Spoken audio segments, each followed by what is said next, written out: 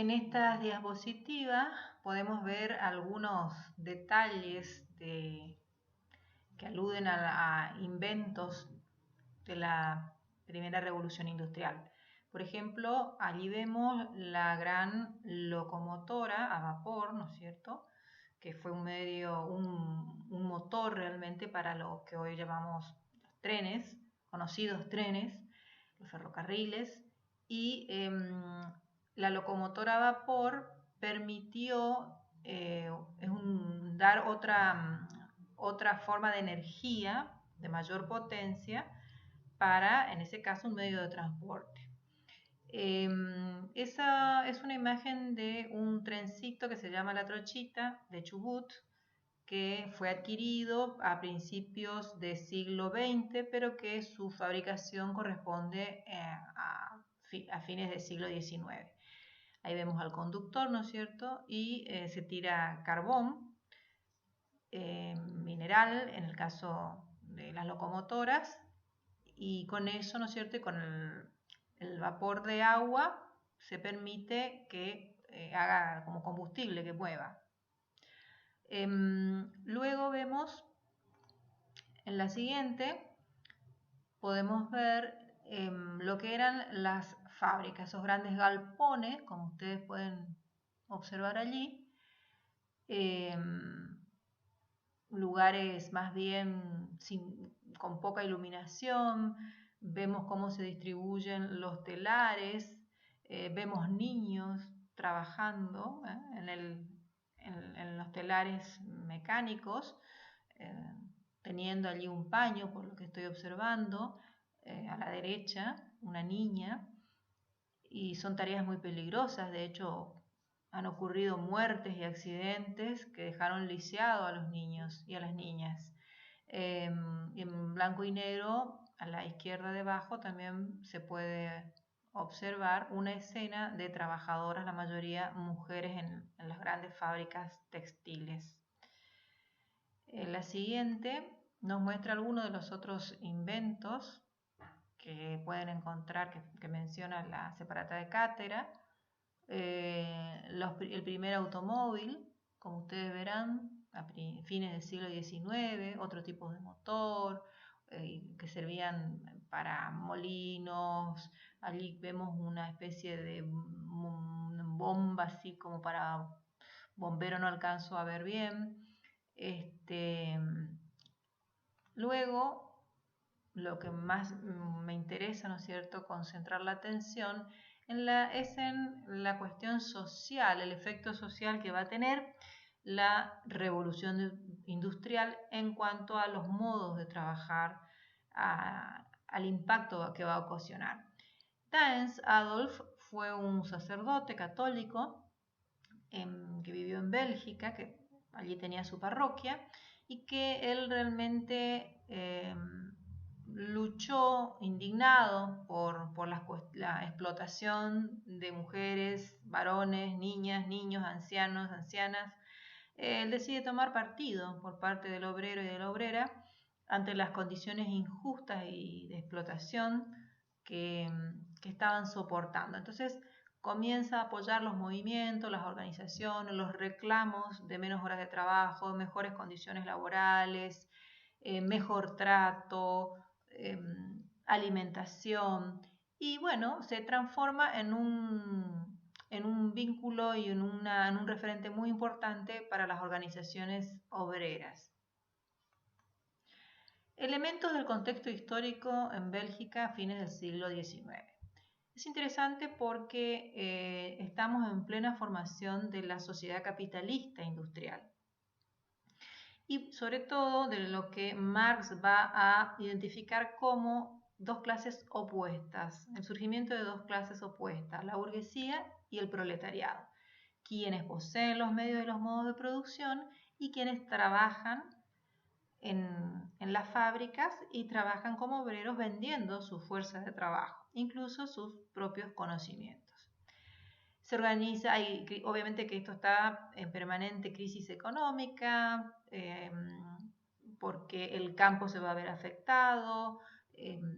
Vamos a ver cómo también van a empezar a surgir las economías crisis en las economías de las colonias, en América, por ejemplo, en Asia, en África, instalación de nuevas colonias inclusive, todo un imperialismo a plena popa que se va a empezar a generar, un nuevo imperialismo, y la explotación de la persona. Por eso hablamos de la deshumanización del trabajo, no porque se haya introducido la máquina, sino por la explotación de la vida humana. Cómo surgen los movimientos obreros organizados en partidos políticos y sindicatos, y cómo comienza a difundirse el socialismo. La lucha política por el sufragio en el primer momento fue varonil, de varones, pero luego la mujer también va a participar activamente, la obrera, y va a dar inicios allí del feminismo, que luego va a culminar también con las sufragistas, el sufragio femenino en Inglaterra. En 1918 el primero y en 1928 luego. La difusión, ¿no es cierto?, de la doctrina social de la Iglesia a partir de una encíclica dada por el Papa León XIII, y la Rerum Novarum, que va a permitir que estos sacerdotes que estaban apoyando o solidarizándose con el movimiento obrero y las condiciones injustas e indignas de vida, se sumen y dar así inicio a un catolicismo social y a una democracia cristiana que luego se va a convertir en partido precisamente, ¿no?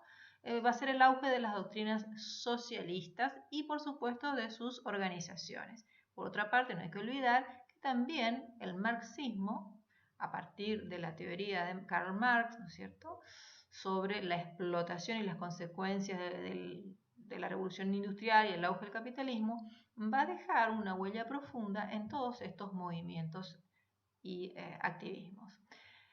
¿Cuáles son los aspectos observables?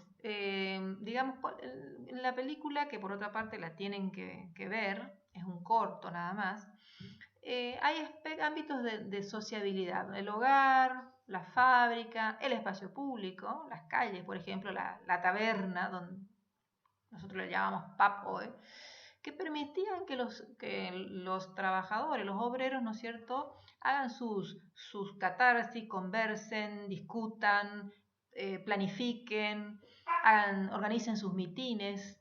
En esos ámbitos se desarrollaba la situación de los trabajadores, ¿no? Es una toma de conciencia de la situación como grupo social. Marx a esto le va a llamar clase social.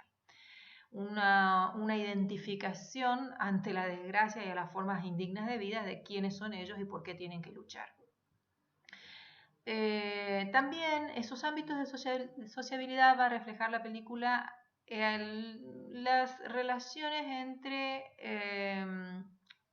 la moral y esas condiciones de explotación. Vamos a ver en escenas que muestran cómo dos padres de familia se emborrachan, son alcohólicos, es decir, ahogan, hacen esa catarsis para escapar de la cruda realidad, y son golpeadores, maltratan a sus hijos. Es decir, hay distintas escenas que se pueden ver que muestran el efecto de esa deshumanización en la moral de las familias, ¿no?, y de los adultos. También vamos a observar relaciones de género, la situación de las mujeres en las fábricas, los abusos, los golpes, todo tipo de maltrato.